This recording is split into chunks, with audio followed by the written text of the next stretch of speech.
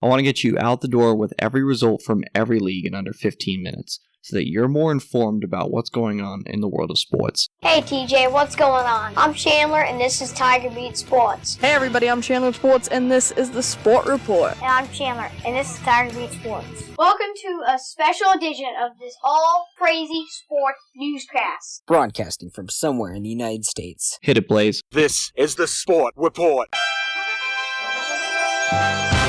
Thursday, May 30th, 2019. Hey everybody, I'm Chandler with Sports, and this is the Sport Report. It's time to get you caught up on what's happening in the world of sports. This is Top of the Order. In a year that has been so improbable, the impossible has happened. This is Top of the Order. Our top story comes from Boston, where the Boston Bruins fell to the St. Louis Blues 3-2 in overtime. It was the first overtime game in the Stanley Cup Final since Game 3 of the 2016 Stanley Cup Final between the San Jose Sharks and the Pittsburgh Penguins, when the Sharks defeated the Penguins 3-2 in overtime. 3-2 was the scoreline last night as the Blues win a Stanley Cup Final game for the first time in franchise history. They are now 1-9 against the Boston Bruins in the Stanley Cup playoffs, including 1-5 in the Stanley Cup Final against the Bruins. They were swept in their previous 3 attempts at Lord Stanley's Cup, including in 1970 against the Boston Bruins. It's only fitting that in their 14th game against any team in the Stanley Cup Final, the St. Louis Blues finally get a victory. As we said, it was their first victory in franchise history in the Stanley Cup Final. Carl Gunnarsson scored the winner less than 4 minutes into the overtime period. And get this, according to Steve Levy at ESPN, Gordie Howe, Mario Lemieux, and Mark Messier, 3 great NHL players in the past, never scored an overtime goal in the Stanley Cup playoffs, but Carl Gunnarsson did in the Stanley Cup Final. The series is now tied at 1. Game 3 is on Saturday night, June 1st at 8 p.m. Eastern on NBC SN. That's the Stanley Cup Final. As the NBA Finals are upon us, tonight the quest to be crowned the champion of the NBA begins for 2 teams, the Raptors and Warriors. We go out to Sport Report NBA correspondent Braden Magnus, who is covering the NBA Finals for us. And Braden, what are we looking at here for the Finals? The Toronto Raptors and the Golden State Warriors will do battle in Canada for Game 1 tonight. This will be a series that will determine how good Kawhi Leonard is, whether or not Steph Curry and company are better with or without Kevin Durant,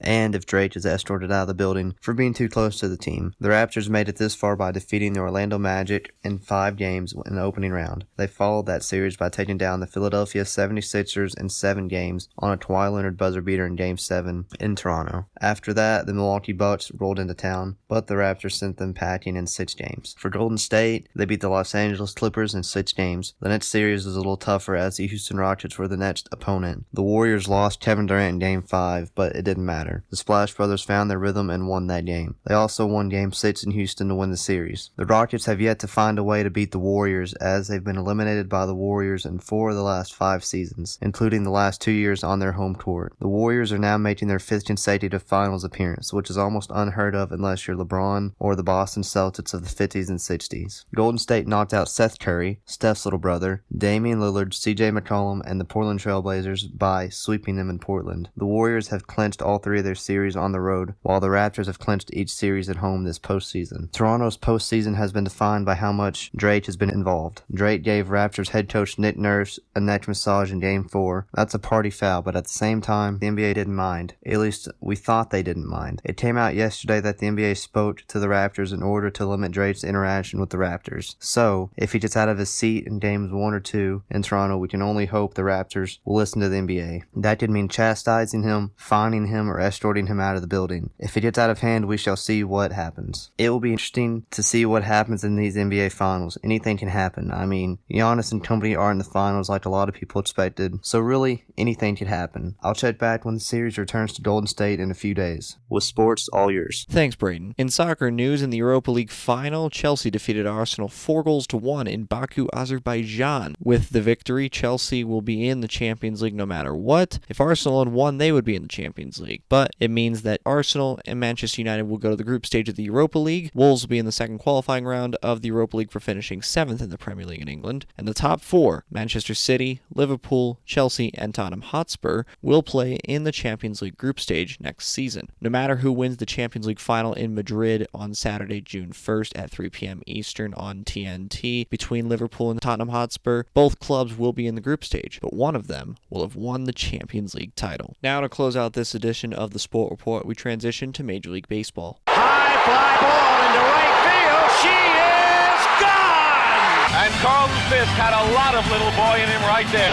Little roller up along first. Behind the bag. It gets through Buckner. Here comes Knight and the Mets win it. Touch 'em all, Joe. Home run!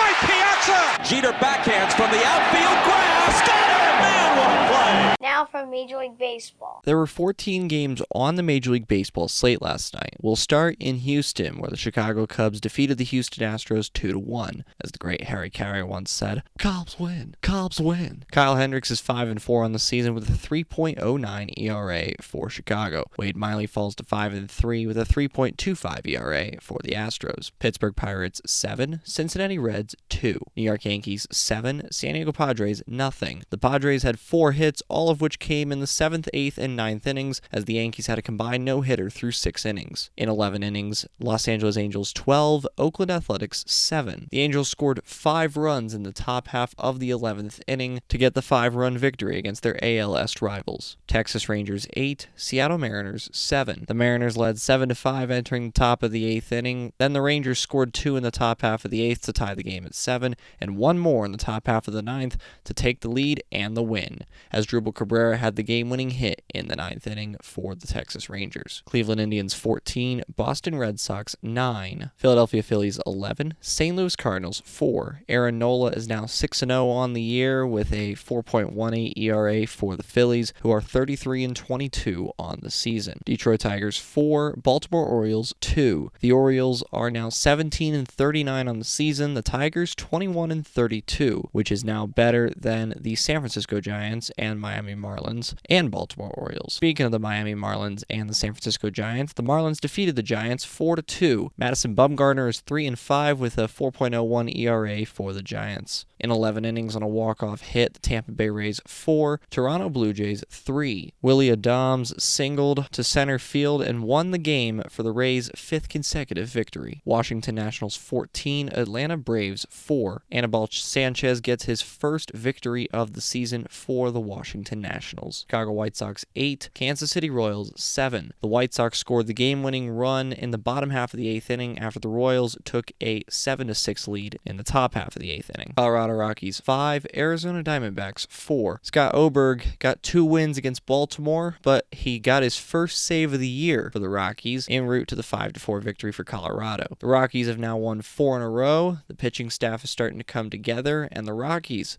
are now 500 on the season. The New York Mets were 24-0 after 7 innings, and they were 22-0 after the 8th inning, but that all changed at Dodger Stadium last night as the LA Dodgers defeated the New York Mets 9-8 at Dodger Stadium. They trailed by 5, the Dodgers did, entering the 7th inning, trailed by 3 entering the 9th inning. Back-to-back home runs from Peterson and Muncy made it 8-7. Bellinger doubled in Justin Turner, who went down to the locker room with what seemed to be a knee injury. That tied the game at 8. And then Alex Verdugo, a sac fly to left. Cody Bellinger scored, and the Dodgers, Los Dodgers, they win 9-8 in a comeback that few saw coming, especially with Edwin Diaz, a good reliever for the Mets, especially when he was pitching. And that is how you finish the night. Edwin Diaz is given the loss. He is now 1-3 on the season for the Mets. That's the Sport Report for Thursday, May 30th, 2019. For now, I'm Chandler. Thanks for tuning into the Sport Report today. We'll be back tomorrow with the latest in sports. Do you want to contact Chandler Sports or members of the Sport Report team? Visit sportreportcws.com. This podcast is copyrighted by the Sport Report for viewers to understand sports from a news reporting basis. Any other use of this podcast, Sport Report logos, or anything associated with this podcast without the express written consent of Chandler Sports is strictly prohibited.